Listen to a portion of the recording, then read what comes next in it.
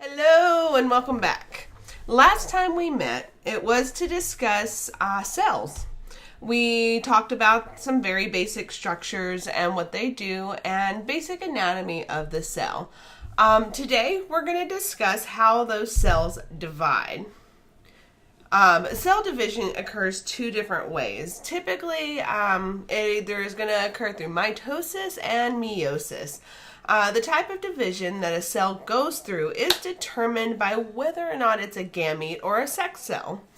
Most cells divide by mitosis, while the gametes, or the sex cells, like I said, typically divide by meiosis. So, first I want to look at the process of mitosis. Most of the cells within our body are replicated through this process, as most of the cells within us are not gametes. The dictionary defines mitosis as a type of cell division in which resulting is two daughter cells.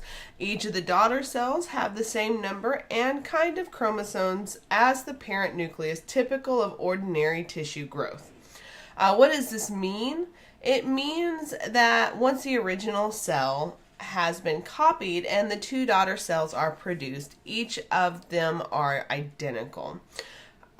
So let's take a look at the phases of mitosis. These phases are going to be interphase, prophase, prometaphase, metaphase, anaphase, telophase, and cytokinesis. So we are looking at 7 different phases here.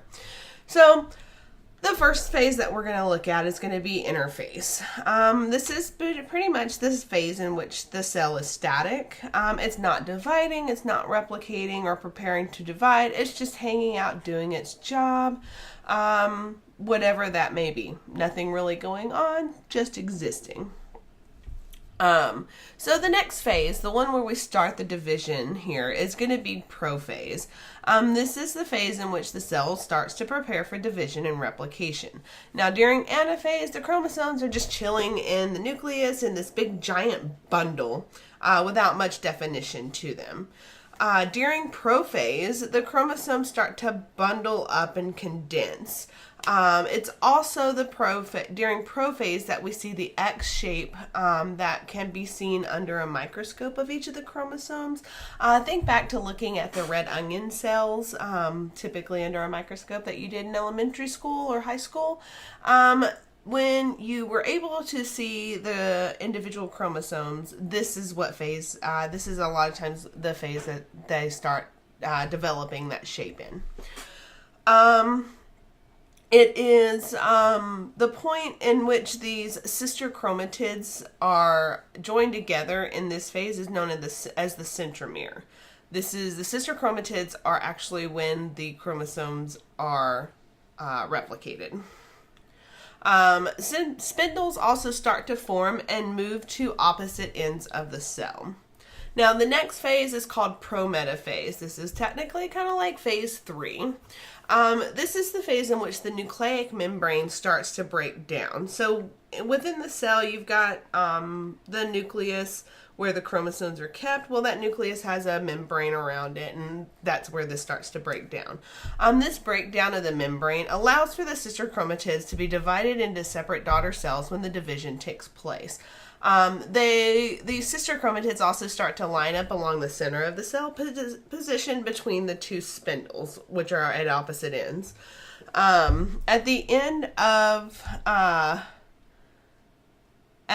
of prometaphase, the kinetochores, these are like the plates that cover the centromere and allow for the spindles to attach to each of the centromeres. The chromatids are then lined up in the cell and are connected to each spindle by these microtubules.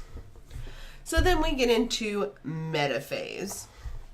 Metaphase is when all the chromosomes are now lined up along the middle of the cell or along the equator of the cell. There's not much else going on at this phase except for the lining up of the chromosomes. Then we look at anaphase. Anaphase is the phase of the cell division in which the sister chromatids finally break apart. The centromeres are broken and the chromosomes start to the chromosomes start to drift to the opposite ends of the cells along the microtubules to each spindle. So then we're looking at the final stage of cell division, which is going to be telophase and cytokinesis. Telophase is when the chromosomes actually reach the opposite ends of the cell, and the nuclear membrane starts to reform around each bundle of the chromosomes. So as this is happening, the chromosomes, they start to unwind or decondense, so they become a big, like, amorphous blob.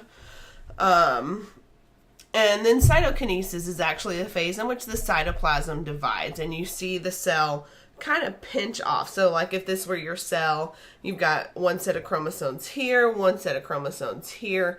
You're going to see it kind of start to pinch off like this when the cytoplasm divides, and bam, you end up with two identical daughter cells. These daughter cells are diploid, meaning that they each contain 2 copies of each chromosome, one from each parent.